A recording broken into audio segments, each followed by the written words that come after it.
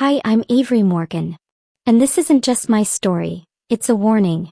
Because if it could happen to me, it could happen to anyone. 2 years ago, I was the kind of girl who looked like she had everything under control. I was 23, living in a modest but cozy apartment just outside downtown Austin, Texas. I was finishing my last semester as a multimedia communications major at UT Austin. Camera work, visual storytelling, digital editing. I lived and breathed it. On weekdays, I interned at Vision Frame Studios, a buzzing content production company that worked with brands, creators, and nonprofits. I was assigned to real projects, filming behind-the-scenes shoots, editing short promos, even co-producing a mini docuseries about community education. My supervisor, John, hinted that they'd offer me a full-time position after graduation. Brandon Cole was my boyfriend of 2 years. Charismatic. Quick-witted. He freelanced as a video editor and had big dreams of launching a creative agency with me. He said we made the perfect team, the dream duo. I believed him. Then there was Savannah Blake, my best friend since freshman orientation. She studied PR and social media, and was the kind of person everyone instantly liked. I was quieter. She was a firework. But she always said we were soul sisters in a digital world. Looking back, I wonder if the signs were always there, but I just didn't want to see them. My days were full. I'd bike to class in the morning, then head straight to Vision Frame for my internship. I thrived there. John once told me, "You don't just cut footage, Avery. You find the soul in the story." That meant everything to me. In the evenings, I came home to Brandon, who was usually deep into a project or brainstorming new ideas. Savannah often stopped by, saying she needed to clear her head or escape her influencer bubble. We'd order tacos, talk about launching a podcast together, and laugh until midnight. Felt like a future. Like family. Like I'd made it. Then came the quiet shifts. Brandon getting oddly secretive with his phone. Savannah glancing away when I entered the room. Vibes changing. Not suddenly, but like a door slowly closing while you're too busy to notice. One night, I came home early from the studio. John had canceled our editing session, and I decided to surprise Brandon with his favorite tacos from a food truck we loved. When I opened the door, the lights were low. There was music playing. I remember the sound, soft, something jazzy. And then voices. I walked to the bedroom and stopped in the doorway. Brandon. Savannah. Half naked. Caught. And not even pretending to be sorry. My hands went cold. The taco bag dropped to the floor. I didn't scream. I didn't ask why. I just turned around and walked out. I sat on the front steps of our building for a long time that night, watching cars pass, holding back the kind of cry that doesn't make a sound. It just hurts. The next day I came to collect my things. Brandon was gone. Savannah was there, leaning against the counter like she still belonged there. "You're being dramatic," she said. "We didn't mean to hurt you." She said it with the same tone she used when she ordered overpriced lattes. Flat, casual, entitled. I packed what I could into my old hiking backpack and left. I thought the worst was over. It wasn't. 3 days later, I got an email from Vision Frame. They were letting me go effective immediately due to emotional instability and concerning behavior. I was shocked. Crushed. It took less than a week to find out that Savannah had gone behind my back. Told John that I'd been spiraling, acting erratically, possibly making threats. She told him she was concerned, and that maybe I wasn't emotionally ready for the pressure of content work. He took my internship. He posted a selfie in the office I used to sit in. "New beginnings," she wrote in the caption. Brandon had changed the locks. The apartment wasn't in my name. Legally, I had no say. I called my dad, a man I hadn't spoken to in months. He told me to stop playing the victim and figure it out like an adult. I couldn't bring myself to call my mom. She was recovering from a surgery and thought everything in my life was perfect. I couldn't break that illusion. Not yet. So I took the $62 I had left in my bank account. I packed the rest of my things into the backpack. I wrapped a hoodie around my waist, put my phone charger in the side pocket, and I left. No keys. No job.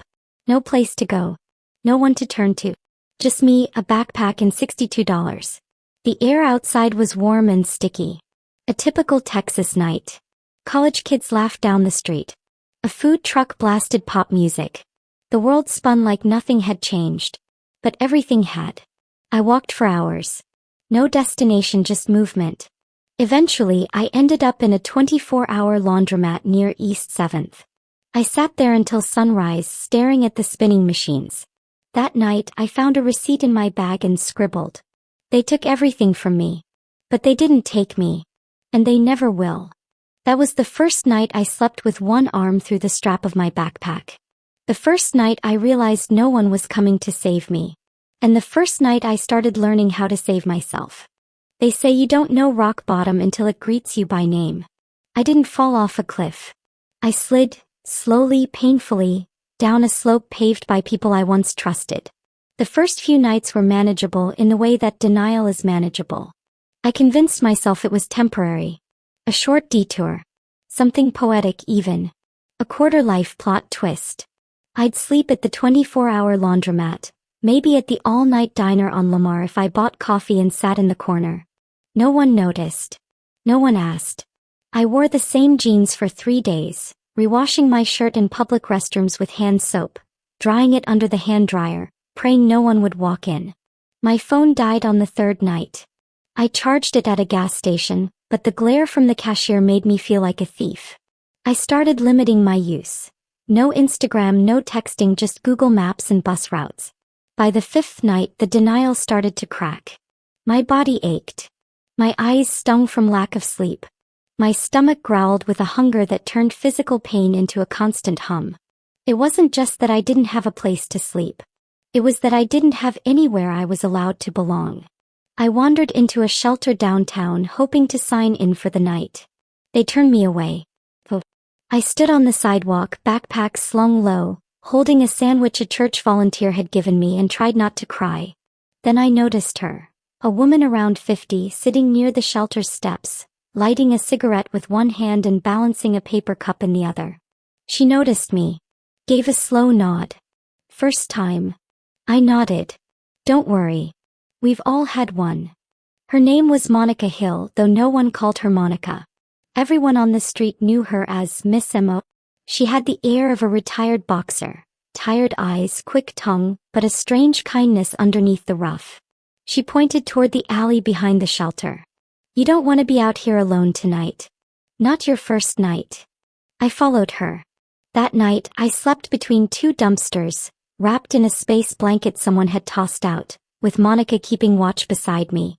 Monica didn't ask why I was homeless. That was the first gift she gave me. Instead, she offered advice. How to find the shelters that let you in early, where the church groups gave out socks. How to blend in without looking too scared. Fear, she said, is like blood in the water. I learned fast. The streets of Austin at night weren't just dark. They were predatory. I got followed once. A man trailed me from a bus stop for 3 blocks before Monica appeared out of nowhere and shouted at him like a mother catching her kid stealing cookies. He ran. I didn't even ask how she knew where I was. That was just Miss Mo watching. Protecting. She had her rules. Never sleep alone. Always keep your shoes on. Don't trust the first person who offers help. And never, ever share your whole story, at least not right away. But there were moments of grace. A college student handed me a cup of coffee and whispered, "You remind me of my sister." A man at the corner store paid for my granola bar without saying a word. A nurse on her smoke break let me use her phone charger. "I've been there," she said. "You won't always be." I started collecting those moments like lifelines, wrapping them around my bruised sense of self. Then came Dean Whitaker. He looked clean, friendly, mid-30s. Said he worked for a nonprofit. Said he knew someone at a women's shelter who could get me a room. I wanted to believe him. He offered to take me to lunch to talk more. I followed him to a small cafe near 12th Street. He bought me soup and water. He asked too many questions. Looked at me too long. Then he leaned in and said, "You're too pretty to be out here. You could make real money, you know.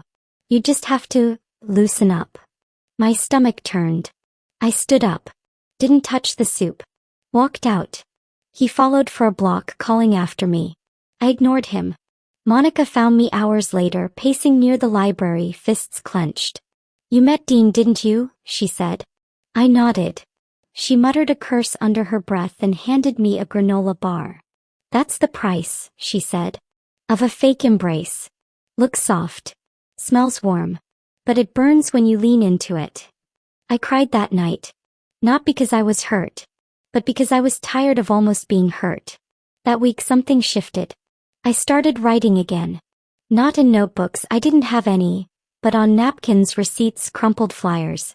I wrote everything. What I saw, what I feared, what I wanted to scream. I folded those papers and kept them in a plastic sandwich bag in the bottom of my backpack. My story. My truth. Proof that I was still here. I made rules for myself. If I wake up, I write something. Someone helps me, I remember their name. If I want to disappear, I talk to Miss Mo first.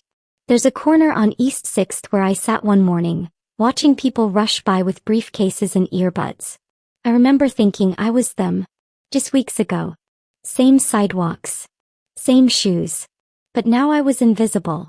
That day a little girl, maybe 5 years old, tugged on her mom's arm and pointed at me. "Why is she sitting on the ground?" Her mom glanced, pulled her daughter away and said, "Don't look, baby. Just ignore it." I wasn't it. I was Avery. And in that moment I promised myself something. I would not disappear. Even if the world stopped seeing me, I would not stop seeing myself. That was the week I met Sam. Some nights feel longer than others. Some nights make you forget there was ever such a thing as home. The third week was the hardest. By then the shock had worn off. The anger too. What remained was something quieter. More dangerous. Something I didn't know how to name back then. Maybe it was surrender. I started sleeping beneath the I-35 overpass. It wasn't glamorous, obviously. The air was thick with exhaust and the concrete stayed cold no matter how many layers you wore. But no one bothered you there. And after 2 near encounters in alleys and 1 terrifying chase near a gas station, I'd take silence over safety. The days were still hot, but the nights. Texas nights in early spring can be brutal. Damp, cold, relentless. One morning I woke up and my fingers had turned purple. Monica saw me and scolded me like I was her daughter. "You're not gonna make it out here if you keep pretending you're invincible," she said, shoving an extra pair of socks into my hands. They were mismatched and frayed, but they were the warmest thing anyone had given me in weeks. That same night I met Sam Rivers. He didn't say much at first, just pointed at an open space beside him under the bridge and nodded. I hesitated. Then I laid my blanket a few feet away. It took 2 nights before he spoke. "You're not a runaway," he said finally while tossing stale bread to a stray dog. I shook my head. "College?" "Yeah." He nodded. "Me too. Long time ago." We didn't talk about why we were there. It was an unspoken rule under the bridge. No pasts unless volunteered, no assumptions, no pity. Just presence. That night he shared a peanut butter sandwich with me. It was half frozen from being stored in his backpack, but it tasted like kindness. And in that moment kindness was rare enough to be sacred. Sam had been on the street for 7 years. Once a history teacher. A car accident. Medical bills. Insurance denial. Divorce. One bad break after another until the bottom finally gave out. He told stories in fragments. Never in a straight line. Some were funny, some were heartbreaking. All of them were told without bitterness. "I stopped asking why me, a long time ago," he said once. "The better question is always, Tao what?" He reminded me of the professors I used to admire. The kind with permanent ink on their hands and stories behind their wrinkles. He never pushed, never pitted, and never let me feel less than. Together we created a routine. Wake up with the sun. Pack quickly. Move before the city workers showed up. Search for food not by begging but by timing. Some shops tossed pastries at 10 o'clock sharp. Some cafeterias dumped day-olds right before closing. We learned their rhythms. Then we'd split. He'd head west. I'd drift toward campus. Not because I had any connection left, but because it was the only place that didn't look at me like I was a ghost. Sometimes I sat outside lecture halls I once studied in. I'd listen through the cracked windows, hearing discussions about media theory, storytelling structure. Subjects I used to love. It didn't hurt exactly. It felt distant. Like watching your own life from behind glass. One afternoon, a professor walked past me without recognition. I had turned invisible. One day, Sam found me sitting on the curb, face buried in my knees. I hadn't eaten. I hadn't slept. Everything hurt, especially the places no one could see. He sat beside me, didn't say a word for 10 minutes. Then he pulled something from his coat, a small spiral notebook and a blunt pencil. You used to write, didn't you? I looked up, surprised. How did you? You mumble in your sleep. I laughed. For the first time in weeks. That night, I wrote my first proper journal entry since the day I left the apartment. I wrote about the bridge. About the girl who used to dream in color but now just counted shadows. And at the end I wrote, "This will not be the end of my story." I didn't believe it yet. But I wrote it anyway. A few days later, something happened. I was sitting outside a bakery watching people come and go, when a woman accidentally dropped her wallet. I picked it up and caught up with her, handing it back without hesitation. She looked surprised. "Thank you. You didn't take anything." I shook my head. Didn't even look inside. She paused, then reached into her purse and gave me $20. "Get yourself something warm." It wasn't the money that mattered. It was the look in her eyes, like she saw me. Not as a vagrant. Not as a cautionary tale. But as a person. That night I bought Sam and me both hot sandwiches. We sat under the bridge and ate in silence. He raised his sandwich like a toast. To surviving another day. I raised mine too. To not vanishing. I didn't know it yet, but those nights under the bridge, with mismatched socks, stale bread and journal entries written by streetlight, would become the foundation for everything I'd build later. When the world no longer gives you a room, you learn to make a place of your own. I didn't know how badly I needed to feel useful, until someone finally asked me to help. It was a Sunday morning. I was sitting under the rusted frame of an old bus shelter with Monica and a few others, the kind of people cities pretend don't exist. We had just come from the church on 9th and Main, which handed out bagged breakfasts with polite smiles and careful distance. A volunteer had dropped a box of donated clothing near the curb. Shoes mostly. Worn-down sneakers, a few lopsided heels, slippers with fraying edges. No one wanted to touch the box, not yet. The air around it felt like it required permission. An older man with cracked glasses hovered near it, looking unsure. Monica elbowed me gently and said, "Go on. Help him." Seemed like such a small thing. But I walked over, knelt by the box and started sorting. Sizes on the left. Good soles up top. Trash in the back, I said without thinking, just like I used to organize gear during studio shoots. The man looked at me with surprise. You done this before?" I nodded. I used to run production bins. Similar chaos. He laughed. I smiled back. For the first time in weeks, I wasn't being pitted. I was being useful. That moment was a crack of sunlight in a sky I thought had permanently closed. I hadn't realized how much I missed being trusted, even for something as small as sorting out shoes. From that day on, Monica brought me into her little circle more actively. There were no contracts or promises, just quiet acknowledgement. I became the one people asked when they needed help writing on donation forms, or figuring out which shelter opened first, or calming someone down during a bad panic episode. One night, a man named Terry started screaming under the bridge. Flashbacks probably. He flailed and threw his shopping cart over the side. Monica had seen it before. I hadn't. I froze. He turned to me. "Avery." His name. "Say it." "What?" "Say his name out loud.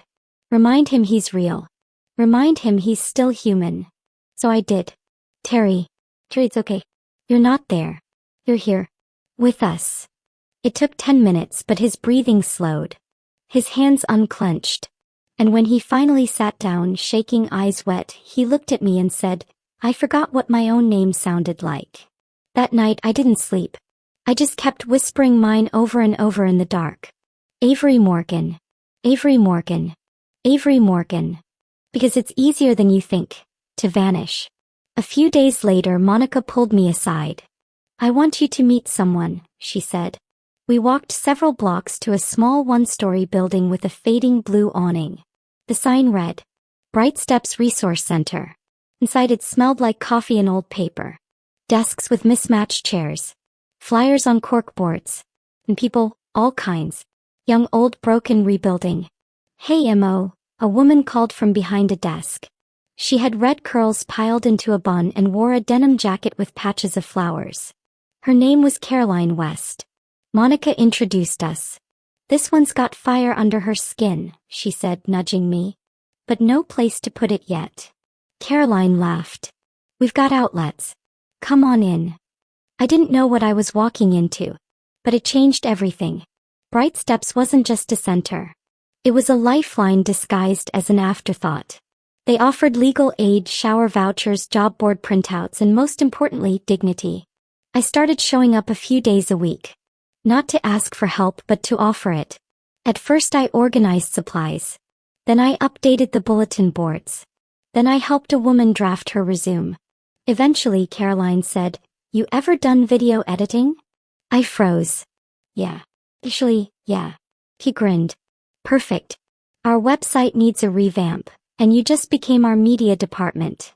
That week I sat in the back office of a homeless resource center, with donated coffee, a refurbished laptop and trembling hands, and cut together a video from footage they'd collected over the years. It was raw. Beautiful. When I showed Caroline, she teared up. "You gave them their faces back," she said. That night I walked out of Bright Steps and looked at the city differently. Not as a stranger. Not as a girl on the outside looking in. But as someone who had something to give. I still slept under the bridge some nights. Still shivered. Still got ignored by most people who passed. But something had shifted. I wasn't just surviving. I was starting to matter again. And for the first time in a long, long time, I believed I might actually come back. Some wounds don't bleed. Some never even bruise. But they stay with you long after the danger has passed. I learned that the hard way. The more I helped at Bright Steps, the more I began to feel visible again. I wasn't that girl on the curb anymore. I was Avery, the one who handled the computers, who remembered names, who made people feel heard. Caroline trusted me with client records. Monica started deferring to me when it came to outreach ideas. And when people came through the doors shaking and lost, they looked at me like maybe, just maybe, I knew something worth learning. It felt good. Almost too good. And then came Dean Whitaker. I didn't recognize him at first. He had shaved, changed his hair, even dressed better. His voice was calmer. Polished. He introduced himself as David. Claimed he was looking for volunteer opportunities. Said he had experience with shelters and digital literacy programs. Something about him itched at the edges of my memory. I was too tired. Too trusting. So when Caroline asked me to give him a short tour and show him the media room, I said yes. The moment the door closed behind us in the small back editing suite, something changed. He leaned against the wall. Smirked. "You don't remember me, do you?" My stomach dropped. And then it clicked. The too pretty to be out here line. The predator. I froze. My mind scrambled. He stepped closer. "Nice place you've got here. They must really like you." He smiled. Be a shame if someone ruined that. Every instinct in my body screamed. But I didn't run. I didn't break. I stood up straighter. Looked him dead in the eye. "I know who you are," I said. "And I know who I am too." He laughed softly. "You think people will believe you? Over me?" "I don't need them to believe me," I said. "I just need them to see you." Then I walked out of that room. Walked straight to Caroline. Told her everything. No shaking. No tears. And for once in my life, I was believed. Immediately. Unquestionably. She had security escort him out within minutes. Called other shelters in the network to warn them. Even posted a private bulletin for vulnerable women to avoid him. Later she turned to me and said, "You saved someone else today. Not just yourself." I sat down in the staff break room, hands trembling. It wasn't over. I could still hear his voice in my head. But for the first time, I had stopped something before it could hurt me. And that mattered more than I knew. That night under the bridge, I pulled out my journal, the same one Sam gave me weeks ago, and wrote for 2 hours. I didn't write about fear. I wrote about power. I wrote about what it felt like to take your voice back from someone who tried to steal it. About how hard it is to speak when the world tells you not to. About how survival doesn't always look like running. Sometimes, it looks like standing your ground. Then I flipped back to my first entry, the one scribbled on a receipt. They didn't take me. And they never will. I underlined it twice. When I showed up at Bright Steps the next morning, something had changed. People looked at me differently. Not just with trust, but with respect. Sam called me Ironheart that day. Monica just gave me a nod, but it was the kind that said, yeah, you're one of us now. They didn't know the full story. But they saw the scar in my eyes. And they knew I had walked through fire. And I was still standing. But this was only the beginning. Because surviving was no longer enough. Well, I wanted more. They didn't see me coming. And honestly, neither did I. It started with a flyer. A plain, slightly wrinkled paper on the community board at Bright Steps. Black text, no logo, just looking for a part-time assistant at a local bakery. Creative, organized, good with people. Come by. Below it was a name I hadn't seen in years. Caroline West. Not the same Caroline from Bright Steps. This was another one. A baker, artist, single mom, and my former mentor in a freshman culinary elective. She used to say, you can tell a lot about someone by how they treat flour. I took it as a sign. I folded the flyer carefully, like it was sacred, and walked 5 blocks to Sunrise and Sage, a small bakery tucked between a florist and a secondhand bookstore. The windows were fogged with sugar and heat. The scent hit me before the door did. Cinnamon, butter, yeast, and maybe a little hope. Caroline looked up from behind the counter and blinked at me. Avery. I smiled. Hi. I saw the flyer. I could really use a job. She didn't ask for a resume. She didn't ask about the bags under my eyes or why I was wearing the same hoodie from last week. She just said, can you start tomorrow? It was quiet work. Early mornings. Kneading dough. Sweeping. Refilling coffee stations. Wiping flour from glass. But every hour I worked was an hour I earned. Every small paycheck felt like a trophy. I bought new socks. New shampoo. I started sleeping indoors once a week at a shared women's dorm paid by the shift money. No more bridges. No more cold concrete. Caroline trusted me more each week. He even let me help with the bakery's Instagram. One day, I filmed a time-lapse of the cinnamon roll process, edited it with upbeat music and posted it under the caption, Comfort food handmade with comeback energy. It went semi-viral. Orders tripled that weekend. Caroline hugged me and said, girl, I think we're building something here. I wasn't just working. I was becoming again. I opened a new checking account. Started saving, even if it was just $10 a week. I bought a clean notebook and wrote new goals on the front page. Apply to 1 freelance video gig per week. Pitch video branding package to Bright Steps. Get off the street for good. Help one woman feel seen. That last one, that was for Sam. He'd always said, if you've still got something to give, you're not done yet. And then one morning Brandon walked past the bakery window. I saw him before he saw me. Unshaven. Worn. He looked like someone who had stopped caring. He was handing out resumes. I watched him walk into the pizza place next door and get turned away. When he finally looked up and caught my eye through the glass. I didn't flinch. I didn't wave. I just stared back. And for the first time in my life he looked small. He opened his mouth like he might come in. I turned around and walked to the back kitchen. A week later I got a call. It was Caroline from Bright Steps.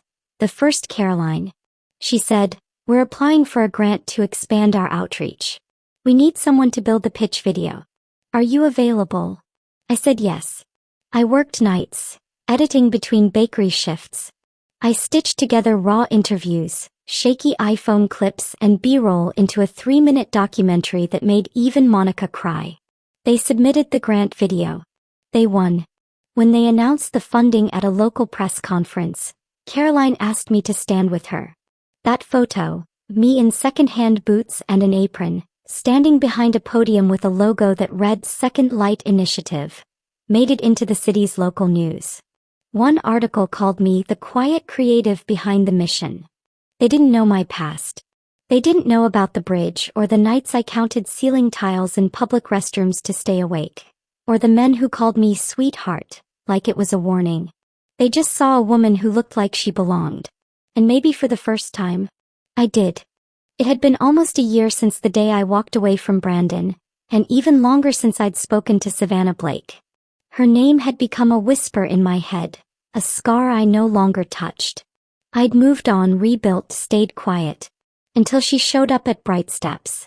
I was helping a young woman write a job application when I heard the front door chime. I looked up instinctively and my entire body locked. Savannah. Same platinum hair but messier now.